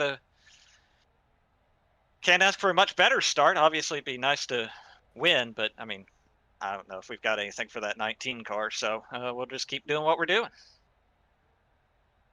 Yeah, and I had Bojo up here for the last 10 or so laps I raced. He was saying how much he hated the driver of that 6 car and what a Understandable. big butthole he is. Hey, No, yes, but, for sure. No, not at all. He's probably all right with it. But I mean, those biggest cars looking really fast this year. The 03 was fast out there tonight. Peeler was really fast. Bad luck for him in both halves, so did not show the speed that he had. And then, of course, you with the 2 top 10s here, the top 5 and half number 2. I mean, you guys are looking stout this year. Great way to start the season. I mean, 3 races in a row that have shown really good speed. I think that says something about the improvements you guys have made. So how are you looking going into next week's race at the Mexico Oval? I saw you practicing for that earlier in a completely similar race car. Yeah, totally. There's going to be a lot that you're going to be able to take from the pavement sprint car that I was running there earlier tonight and translate it to next week. No, I mean, it's got to be interesting for sure, especially since I would imagine that's going to be the low downforce package, right? Since it's only a mile, I would imagine we're gonna get rid of the Dale Jr. spoilers for that one. If I would have to take a guess, Cameron. 200 more horsepower and no giant ass spoiler. Yeah. So I think that definitely suits my strengths. I've always liked the tracks like Milwaukee and New Hampshire. I'm not as good at, but I like racing there, and I think the Mexico-val, as I've been calling it, should suit that. Obviously, the altitude makes a huge difference. We're going to have a little bit less grip when we're trying, or less downforce when we're trying to get woed up for those flat corners. But I feel like that's the kind of track that suits what I'm looking for on the sim. So hopefully we'll keep the momentum rolling south of the border here next week. Oh, absolutely. Well, before we let you go celebrate that good result tonight, any sponsors or shout-outs? I mean, again, obviously, Me Fine always on board, benefiting families of patients at Duke, UNC, and Wake Med Children's Hospital. If you've if you can, be sure to visit mefind.org, drop them a donation, help those families out. They would awfully appreciate it. Of course, Binks Designs Racing. Shout out to Darianne. I'm sure she's watching. Thanks to Neil for painting all of these petty throwbacks we've got this season. Yeah, I think that covers it. But I'm sure I forgot somebody, but it's all right. It's not sure. I'll be back next week, right? Well, that would be the plan. And hey, it is a short track, I think. Probably the or earliest something- I've ever something. been interviewed in a season. Honestly, this is a milestone right here. Ah, there you go. That's Except for what the it's all time I about. got traded to a different team mid-season. That happened. What team was it I got traded to last season for the team interview? I got Oh, dragged up here. Yeah, do you remember what I'm talking about? I Yeah. don't remember what team that was. I think I put you in. Wait, what team were you in last year? Last season? Binks. I think I put you in South Shore. Maybe. I don't remember. Either way, but no, I think this is the first time on merit I think I've been pulled up in like the second week of the season. So that's a good sign. Well, heck yeah. That's what it's all about. Appreciate you taking the time to talk to us, and good luck out there next week. Sounds good. Thank you, Cameron. All right. Let's go find our third place finisher, which I see him right here. I wonder if he's talking. No, he wasn't. James Watson, Cam Rich in the booth. You got a copy? Gotcha, loud and clear. I'm trying to see if anyone's like in the middle of cussing at someone or something like that when I pull him up. So unfortunately, not you. Probably nothing too much to cuss about. You got third and half one, third and half two. I'm not great at math, but I think that averages out to a third place finish. Tell us about your night. Yeah, I kind of just backed into some good finishes for the most part. I was kind of trying to work my way through the field as best as I could in race one, trying to conserve from my terrible qualifying attempt that I saw coming from a mile away. I expected to start that bad because I've never been that fast here. But I was hoping, because I tend to race well here, so that's what I was hoping to do. And I was starting to make up some spots. Tires were feeling really good, and then the caution came out. I'm like, well, dang it. I really liked how those tires were handling, but I decided to make the call for 2 tires, trying to get the car to loosen up, and thankfully, by hook or by crook, I held onto it and held off a lot of cars that were honestly a lot faster than me, and was able to get Zach right there at the line in half one. Half two, I made a lot of bad moves, fell back, pulled the strategy again, was up towards the front, incinerated my tires to oblivion, was probably gonna fall out outside of maybe the top 13 until the final caution came out, and then everyone died in front of me, and once again I barely got Zach at the line to take third. Yeah, and I mean, you started way back in half one, finished third. Started not so far back in half two, finished third still. So you were kind of all over the place tonight. I feel like you're probably one of the better people to ask about this. Was the dynamic different at all between race one and race two, with the lights being on in half two and the track being a little bit slicker in half one, or did it race kind of somewhat similar there?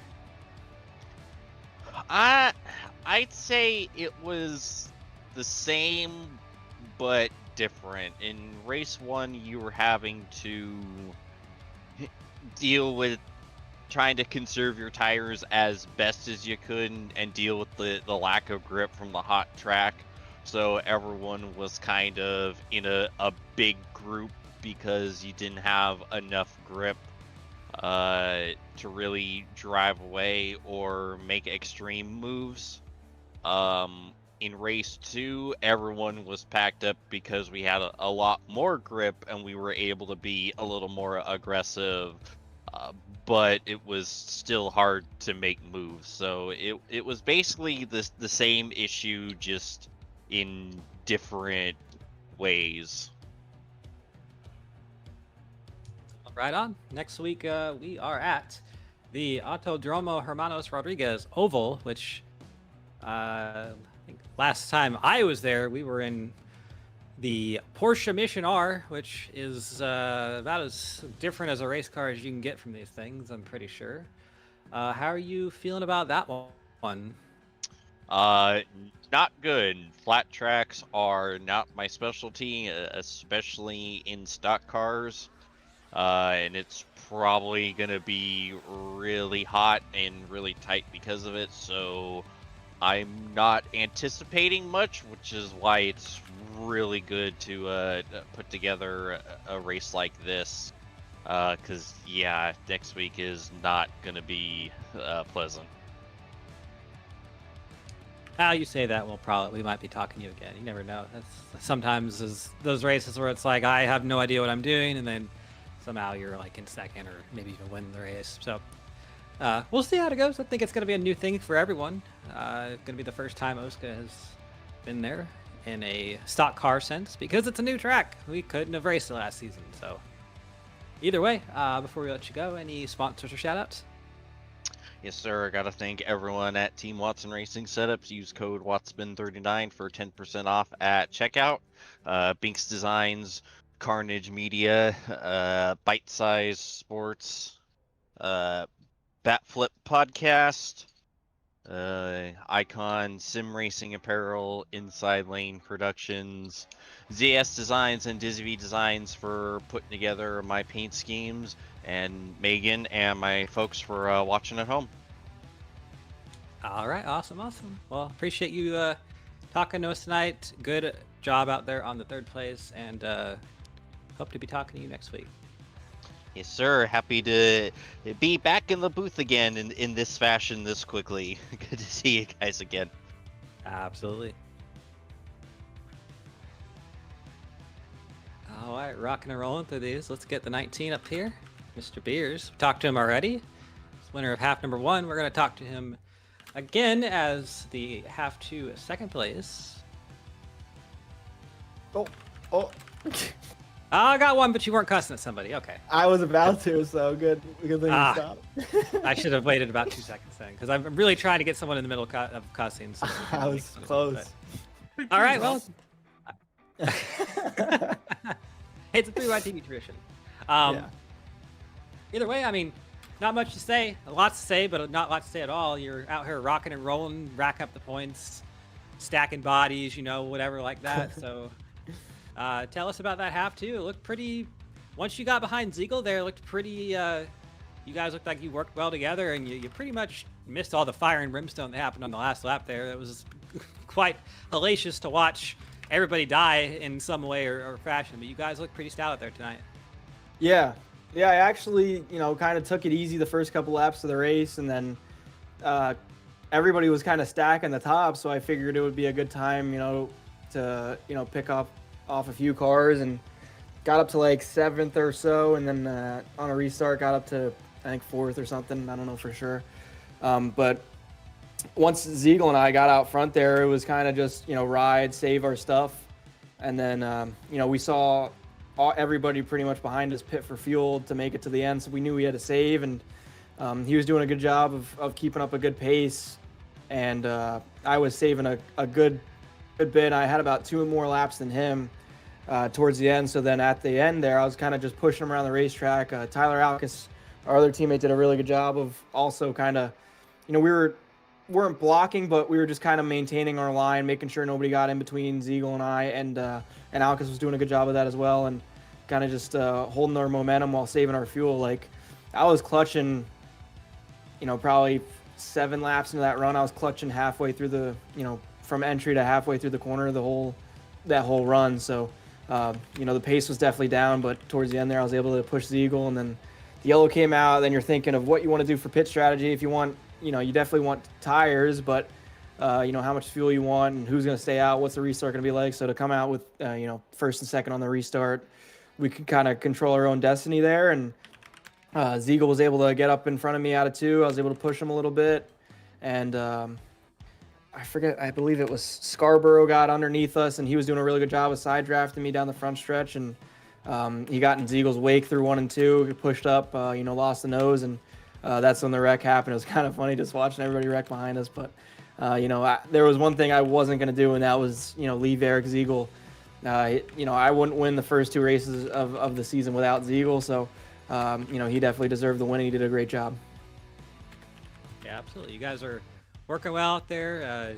First, and second is just about as good as you can start the season, and this is a hell of a run now. But next week we go to Mexico, and we go to the Oval in Mexico, which is a 1 mile, 0 banking track with really wide corners. It's kind of like looks like a track map here. It looks like Milwaukee, but with even less banking.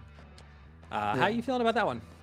I like it. I saw a video of it, and then just to see what it was like, and it looks pretty tricky. Kind of looks like New Hampshire, which if anybody has watched this, 3-Wide TV, replays in the past of New Hampshire, I love that track, and I feel like I do very well there. So, the no banking kind of plays into my style, just long corners, off throttle time. So, I'm excited to go there and see what we can do. Hopefully, we can keep this momentum up. First, and second's amazing to start the season, and I'm excited, to go there with my teammates and see what we can do. Absolutely. Well, one more time before we let you go tonight. Any more sponsors or shout-outs? Yeah, like I said before, Fenceline Motorsports doing a great job so far. We swept all the wins so far, so it's pretty cool to have that, going on, with a new team, and Ziegel's doing a great job along with Alcus and Tom when, he's not doing dumb stuff. Eric Ziegel, Alcus, and Tom, the modified guy, Fenceline Film, Chalu Performance, Swift Springs, Brembro Brakes, Mountain Dew, SSR Suspension, Black Flag Podcast, Shark Lounge, Hacks Discord, and the Joyous Seating. Those are all kind of my real life sponsors, so it's good to get them exposure. You guys, you do a great job in broadcasting. Carlos does a great job, and you as well. With everything you guys are doing, and Vic for putting up with us idiots. There we go. Absolutely. Appreciate you taking some time to talk to us, Austin. Good job out there tonight, and would not be surprised if we are talking to you again next week. Yes, hopefully. Thank you, guys. All right, and one more for tonight. We'll bring him up. We'll see if he's cussing someone out. Probably not, because I think he's more of a quiet guy, but... Oh, dang it. No. Hey, Ziegel, you got a copy? Yeah, I got you guys. All right. Well, we're trying to get somebody in the middle of cussing someone out coming up here, and almost got it with beers. Didn't figure you would be, but either way, a first and a second tonight. I'd say that's a pretty good little run out there, and you were working really well there with Austin. Tell us about your night. Yeah, definitely better than Daytona, going a lap down and pretty much cleaning the whole field out. Me and Austin, work good together. Good strategy calls on his, playing the lanes, just pretty much holding everyone behind us. Yeah, and between half one and half two there, half one you worked kind of were pushing beers, and half two beers was kind of pushing you. Was there any kind of difference in the way the track raced or anything like that between the halves that you see, or did you guys just kind of run it the same way? There was definitely overall more grip once the sun went down. The biggest thing again is just these cars are so air dependent. You just can't stay in front, especially a teammate. You can't stay in front of them on entry. You just got to kind of tell them what lane you're gonna take into the corner, and you just try to stick to it. Let me reset that because my English was a little bit messed up there. You guys are kind of a short track focused team. I know a lot of you guys do short tracks in real life, and you're probably going to be pretty good at them. Next week we go to the Mexico Oval, the 1 mile flat track there. That's Beers kind of said it's like New Hampshire, a little bit like New Hampshire, a little bit like Milwaukee, just less banking than both of them. How are you looking forward to that one? To be honest, I haven't even stepped foot at that place yet, so I guess we'll do some practice this week. I think I still even need to purchase the track, so we'll see what it's all about. Yeah, going to be a new one for everyone in OSCA, considering it did not exist our last season. So definitely going to be fun to watch there. But looks like Fence Line Motorsports rolling pretty well here to start the season. I kind of assumed it was going to be Redux versus Fence Line there to start the season out in Daytona. It looks like Bink's there as well, kind of fighting, but definitely the Fence Line guys are looking fast each and every week. So definitely, doing what you guys need to do. But before we let you go, any sponsors or shout outs? First, got to thank Tom for putting this whole deal together. Fence Line Films, Natural Design, Hacks and Discord Beers for helping me there on this second half. And of course, you guys for putting this on. Vic for putting it all together. All right. Well, appreciate you taking some time to talk to us. And good job out there tonight. Hope to be back to you next week. All right. Thank you. See you guys next week. All right. Well, and with that, that's your We top go through 4 the finishers results. of tonight. Yes, we can actually do that here. So we'll bring that up. I don't have them on my screen anymore. Eric Ziegel is your winner in half number 2. Austin Beers second. James Watson third. Zach Evans fourth. Noah Brown is fifth. Dylan Thomas sixth. Seventh is Ty Alkus. Eighth, Dave Huckberry. Good run for him. Patrick Hahey ninth. Also a good run for him. Ran up in the top 5 just about all race there in the later part of there. So good to see him having some speed here and figuring it out. Darren Staff 10th. Dallas Myhand 11th. 12th, Jake Scarborough. 13th, Adam Peeler. 14th, Dylan Gooden. 15th, Sam Boutwell. 16th, Dave Carpenter. 17th, Dave Westergreen. 18th, Ty McIntosh. So 2 kind of tough runs for him. He showed a lot more speed out here tonight than those finishes show. 19th, Nate Hall. 20th, Neil Rutt. 21st, Aaron Evans. 22nd, Kynan Jones. 23rd, Daniel Gore. He got back out on the track 13 laps down after getting that damage fix. 24th, Ray Bracey, my co-commentator for 10 laps or so at the end there. 25th, Thomas Capuano. And 26th is Gilberto Javier Gomera. So 2 great races tonight here at Auto Club. No surprise, it's been one of the better OSCA tracks over the season, or over the last few seasons actually. So Austin Beers and Eric Ziegel showing that Team Fence Line is out here to get all the wins in the season and basically try to prevent Daniel Gore from going 4 in a row. And I'd say Austin Beers, at least, with the first, and second place finishes, doing exactly just that. So we'll see how the season goes on. We have until June before it's all said and done and over with. We will end the season there in Iowa. So that'll be a fun one, but I want to thank the following sponsors for bringing you the season of OSCA Racing: Rio Grande Mexican Grill, Easy Motorsports, Brickhouse Graphics, Accelerated Cloud Designs, and Binks Designs. So thank you all for your support and everything like that. And I believe that is all we have for you guys tonight. So take care. One small thing, very small. It's not going to take up too much time.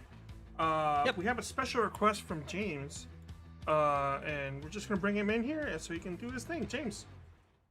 Yes, sir. Real quick, I just wanted to have the opportunity to wish my father a happy birthday. He turns 65 on Saturday. Happy birthday, Dad. Heck yes. Happy birthday, James's dad. Hope you enjoyed watching your son kick some ass out here tonight. And, yep. You guys have a great night, and we will see you all next week.